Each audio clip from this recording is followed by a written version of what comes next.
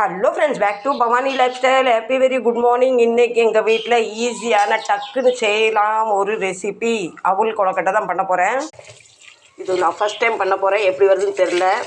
நீங்களாம் இதுக்கு முன்னாடி பண்ணியிருக்கீங்களா சொல்லுங்கள். இதை நல்லா அப்படி வாஷ் பண்ணி எடுத்துக்கலாம். இந்த அவல் வந்து ரொம்ப மெலுசாக இருக்குது. கொஞ்சம் தின்னாக இருந்தால் நல்லா இருந்திருக்கும். ரொம்ப மெலுசாக இருக்குது. வாஷ் பண்ணி எடுத்துக்கலாம்.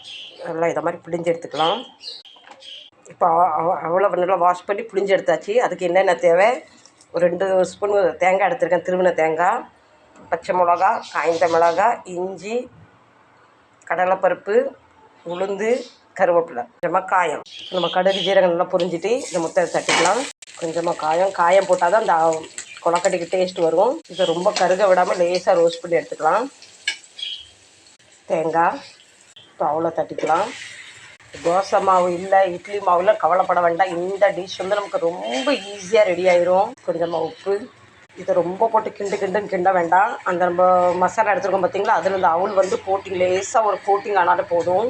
கொஞ்சமாக மல்லி இலை போட்டோன்னா அந்த ஒயிட்டுக்கு அந்த க்ரீன் சும்மா பார்க்க இந்த கலர் சூப்பராக இருக்கும். அது கொஞ்சம் மல்லி இலை. இப்போ கேஸ் ஆஃப் பண்ணிடலாம். இப்போ நல்லா மிக்ஸ் பண்ணியாச்சு. இப்போ எடுத்து உங்களுக்கு இந்த எந்த ஷேப் வேணுமா, ரவுண்டு ஷேப் வேணுமா, கொழுக்கட்டை ஷேப் வேணுமா, இப்படி பிடிச்சா போகும். இப்போ நான் இட்லி சட்டியில் தான் வேக வைக்க போகிறேன். எல்லாம் இட்லி சட்டியில் அடுக்கியாச்சு. இப்போ 10 நிமிஷம் ஸ்டீம் பண்ணிக்கலாம். கொழுக்கட்டை வெந்துட்டான்னு பார்க்கலாம். இப்போ ஆல்மோஸ்ட் வெந்துட்டு நம்ம அந்த சூடோடு எடுத்திங்கன்னா அப்படியே சாஃப்டாக உதிரியாக இருக்கும். நல்லா ஆற வச்சுட்டு எடுத்தால் தான் கொழுக்கட்டை ஷேப்பில் வந்தால் பிச்சு வச்சு சாப்பிட்ற மாதிரி இருக்கும்.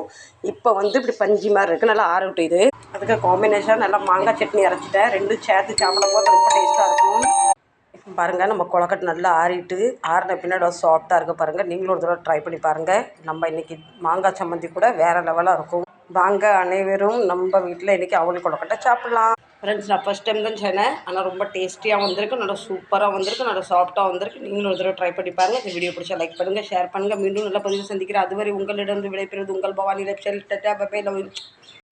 ஃப்ரெண்ட்ஸ், செஞ்சும் பார்த்தாச்சு, உங்கள்ட்ட காமிச்சியும் பார்த்தாச்சு, வீட்டில் அவங்கள கொடுத்து டேஸ்ட்டில் எப்படி இருக்குன்னு சொல்லியாச்சு. இப்போ நான் சாப்பிட்டு உங்களுக்கு ரிவ்யூ சொல்லணுமா வேண்டாமா? அதனால் நான் காட்ட வந்துட்டேன். வாங்க பார்க்க. அதுக்கு முன்னாடி நான் சாப்பிட்றதுக்கு முன்னாடியே பிள்ளைங்க வாயை பார்ப்பாங்க. எனக்கு ரொம்ப கஷ்டமாக இருக்கும். அதனால் பிள்ளைங்களுக்கு இந்த மாதிரி டிஷ் சாப்பிட மாட்டாங்க. அதனால் பிஸ்கெட்டை கொடுத்துடலாம். யாருக்கனே சாப்பிட்டாச்சு. இப்போ திருப்பி நான் சாப்பிட ஒன்றோன்னே எனக்கும் தாமான்னு வந்து நிற்கிறாங்க பாருங்கள். சாப்பிட்டோம். ஃப்ரெண்ட்ஸ், இது ஆறின பின்னா ஃபஸ்ட்டு வந்து சூடாக இருக்கும்போது அப்படியே லேசாக சாஃப்டாக இருந்தது. இப்போ பாருங்கள், நல்லா ஸ்ட்ரென்த் ஆகிட்டு. இப்போ பாருங்கள் எவ்வளோ அழகாக இருக்குது. அழகாக இருக்குன்னு நீ சொல்லாத நாங்கள் தான் சொல்லணும் அப்படின்னு தோணுதோ. இந்தாங்க, உங்களுக்கு ஒரு கடி, எனக்கு ஒரு கடி. ஃப்ரெண்ட்ஸ், இந்த அவல் கொழுக்கட்டை வந்து சும்மா 10 நிமிஷம் ரெடி ஆகிட்டு சூப்பராக இருக்குது, டேஸ்ட்டாக இருக்குது. நீங்களும்